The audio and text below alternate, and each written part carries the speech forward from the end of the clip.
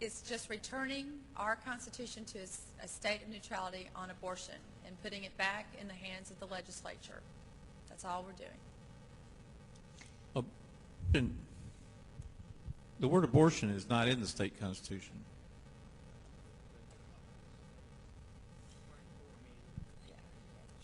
Representative Dunn.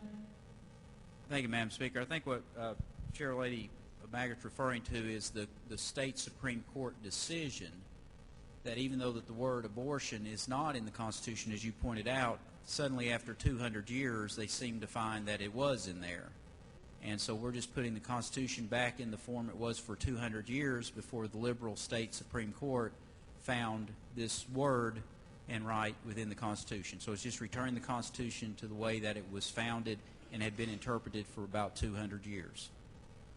Representative Cornell. It's my impression that the state constitution, just like the federal constitution and the Declaration of Independence and whatnot, talk about liberty.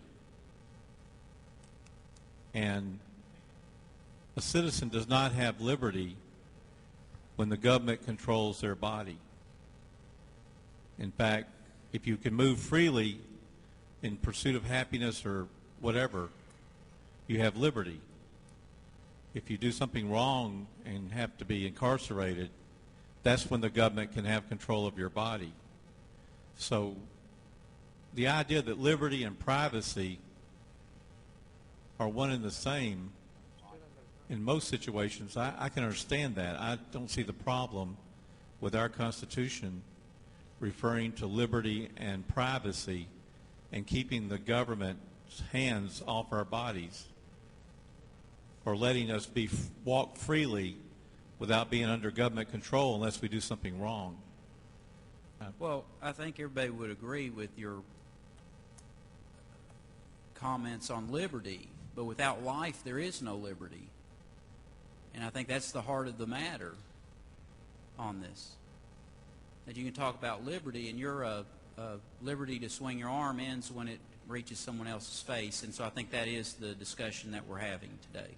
And the Constitution does, in the 14th Amendment, talk about the protection of life, and the courts seem to overlook that provision of the Constitution. Now? All right, if I may, I have a concern because in the language it says the legislature can enact, amend, repeal statutes regarding abortion. Now, when I was young, mental patients and the mentally ill and the mentally retarded were all actually not only sterilized, but were forced to have abortions. There's over 1 billion people in this world right now that live in countries where they are forced to have an abortion.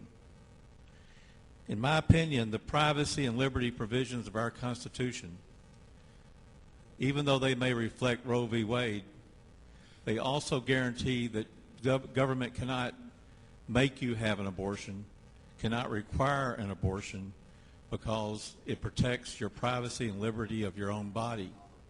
So in my opinion, if this becomes part of the Constitution, then the legislature is no longer prohibited from violating someone's body and actually requiring an abortion under certain circumstances. And in my lifetime, that occurred.